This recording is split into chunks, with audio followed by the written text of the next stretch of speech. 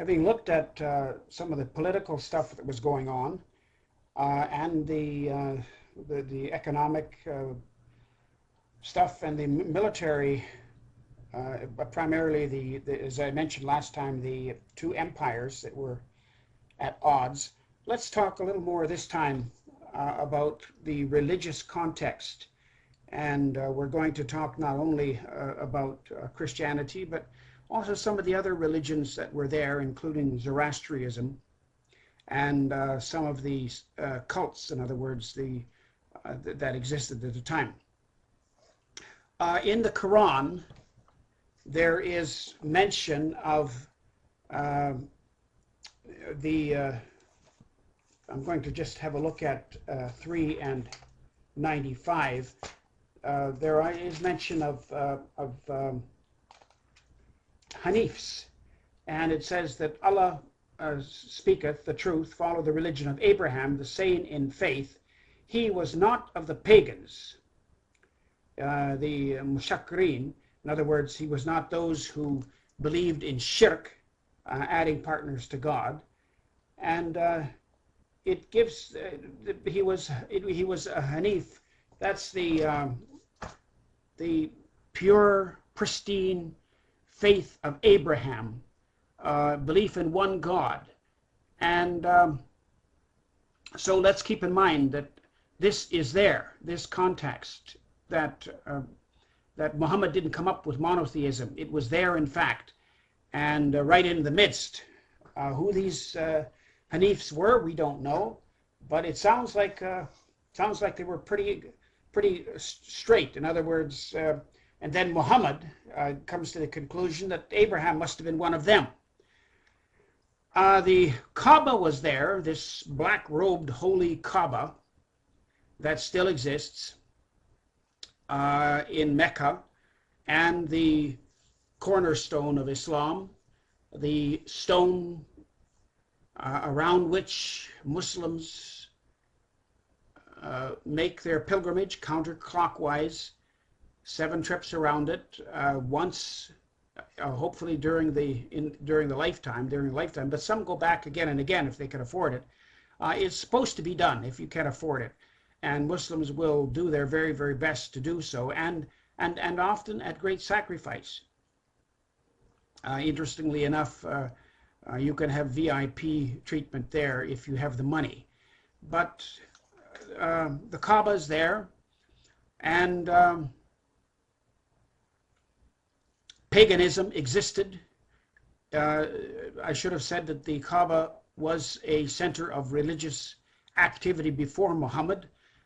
The Kaaba had 360 gods in it, and one of the things Muhammad did when he took over was that he cleansed it in 630 AD, and he cleared out all of those idols. The only thing he left, apparently according to traditions, was an image of Jesus and his mother Mary. There were a lot of things going on before Muhammad in the religious context. Baby girls, for example, were being buried alive. Girls were never wanted, and in many cases still are not wanted. So there was this terrible habit apparently of burying unwanted baby girls. And Muhammad put a stop to it. He didn't feel that was right. It has been called Jahiliyyah, the time before Muhammad, the period of darkness, and that's also means ignorance. And there are lots of verses in the Quran. Some of them are listed right there. That Muslims like to make it darker than I think it really was, but that was the pagan animistic setting. Zoroastrians were also in existence, and in the Persian Empire. At the time, Zoroastrianism was strong and flourishing. What are their beliefs? Well, I'm not an expert in Zoroastrian religion, but they have been called fire worshippers. They have been, I guess, I don't know if they still do it or not, but they buried their dead in in the trees, and I guess the vultures and so on would come and carry the flesh away. They're a dying faith, really. They do not evangelize, and there are still Zoroastrians in the world left today. We'll talk about them in a minute when we get to the next slide. But Jews were there too. Primarily in Medina, Muhammad comes in contact with Jews, and there were 3 Jewish tribes up there. We've talked a little bit about them. And Muhammad, remember, had hoped that they would accept him. And so he makes various compromises. He does various things that would try to include them. Muhammad was quite the contextualizer.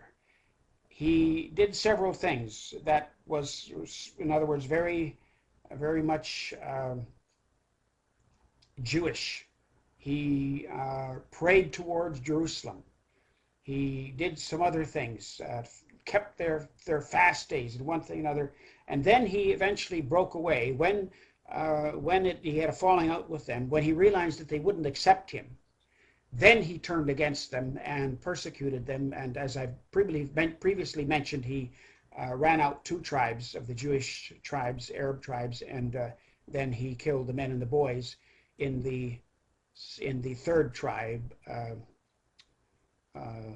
Qurayza is the name of the tribe that were killed. Muhammad was able to take some drastic measures. We have to be careful, though, because stuff like this was going on in the Old Testament as well. In other words, for instance, the Amalekites and things where God commanded it to completely destroy them. Men, women, children, everything, including the animals. And in some cases, even under David, in severe punishment, the limbs were cut off. So it is true that Muhammad did some pretty terrible things, but not totally unusual. And there were Christians. Christians were there as well, and we'll look a little bit more at them. But I think the important thing about the Christian scene is that it was very schismatic. It was divided. And this is not just my own opinion, but that, for example, Latourette, the great historian, says in his 2 volumes on the history of Christianity, says that it was the darkest period in the history of Christianity.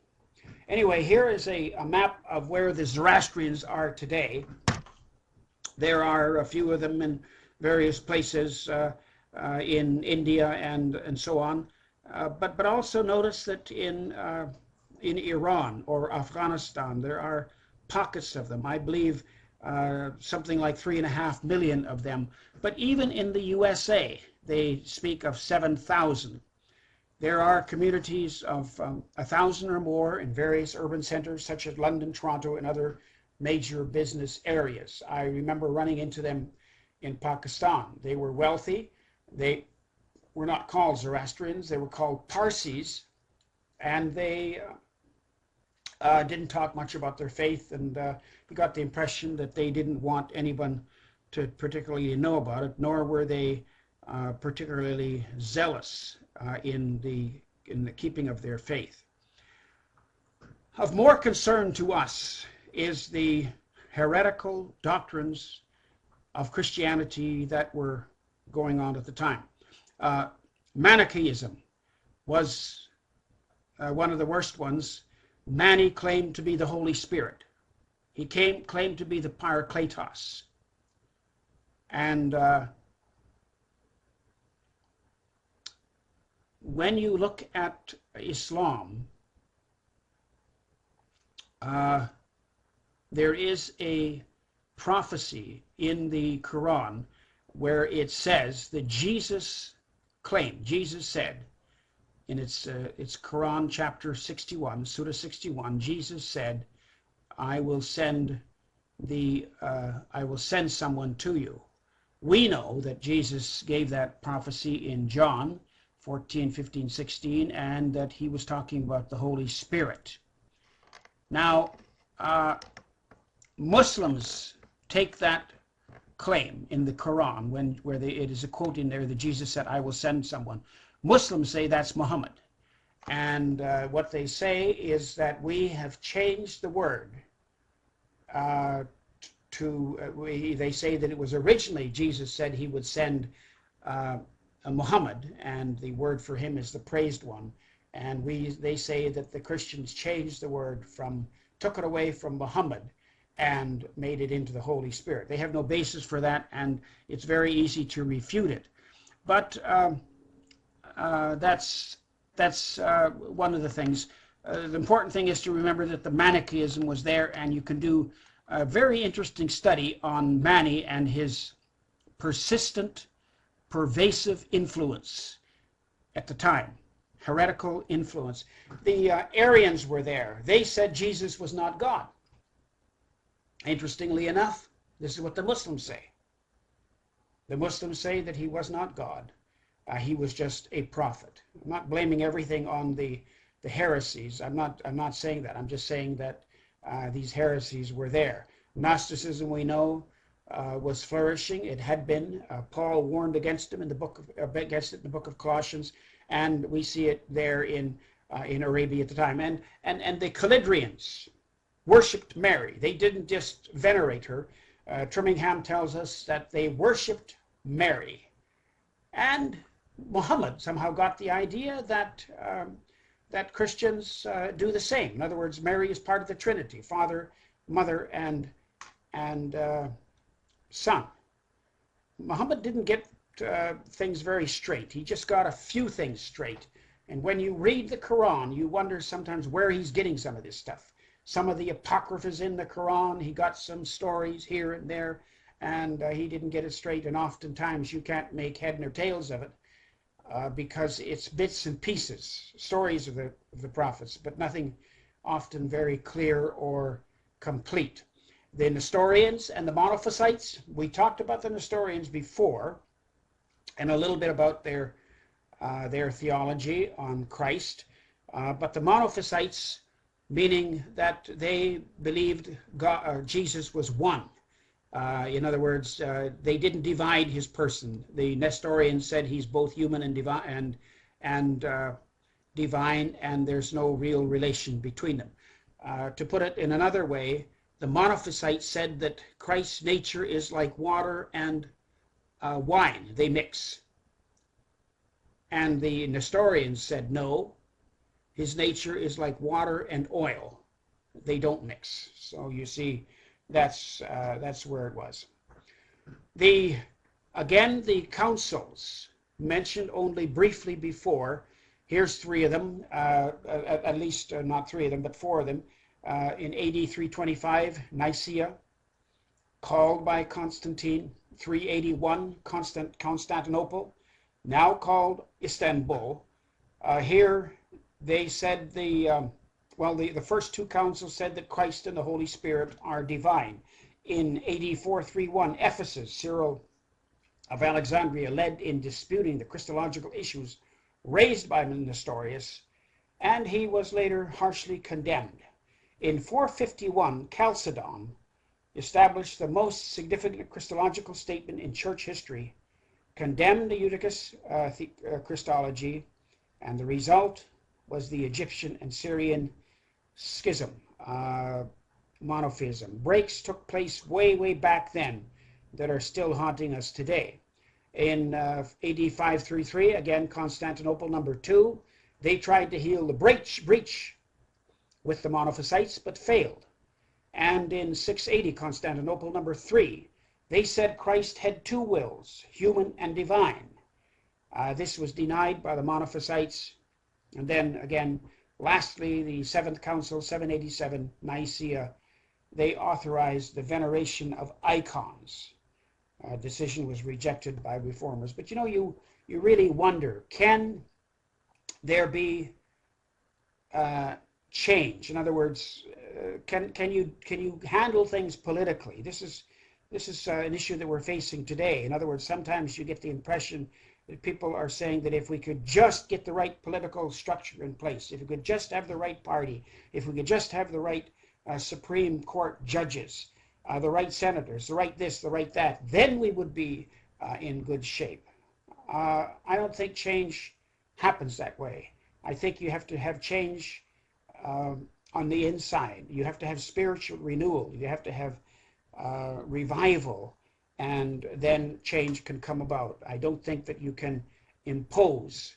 You can't Christianize things from the top. This is what the council's tried to do. Here's a picture of graphic picture of with a spelling error in it, I see, the pre-Islamic scene, and well, it has to do with the Nestorians, and for some reason my typist did it wrong. I apologize. It's the divine nature and the human nature. In the Monophysites at the top, there is oneness there. There is one, but notice that the human nature is negated, whereas the divine nature is much more important, and so on. And then on the Nestorians in the bottom, they're divided, human nature and divine nature, totally unrelated. Like I said, water and oil. It makes it look like Christ sort of he's a schizophrenic person.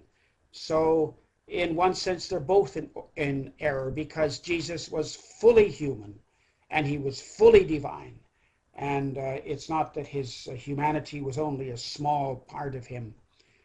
He was divine.